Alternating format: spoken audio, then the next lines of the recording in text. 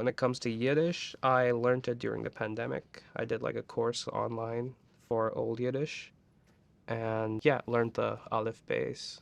So I think I took that experience with me when I came here and I was like, I really want to do an in-person Yiddish course when I get here. It's an intensive program, but it's a very fun program. And those two adjectives don't necessarily go together most times when it comes to language learning. I think it's always necessary to have like a sense of play when you're learning a new language. And I think YIVO does that very well, where it is an immersive program and you do notice it, but it's really like you learn things without even realizing that you're kind of internalizing them.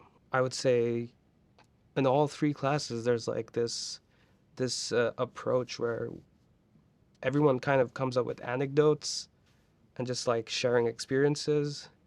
And by way of that, you're kind of also looking at grammar and kind of like acquiring a certain vocabulary or acquiring a certain way of speaking. So like David does the whole thing in Yiddish, and he shares a lot of anecdotes throughout the class, which keeps you like dialed in to even the grammar, because grammar can be like a very dry subject, and he has a way of just keeping it interesting and keeping you kind of focused, but also enjoying it.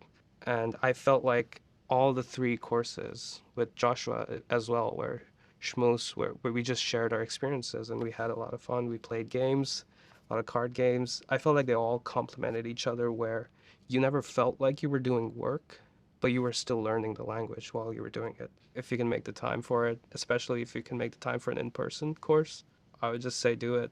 You won't regret it.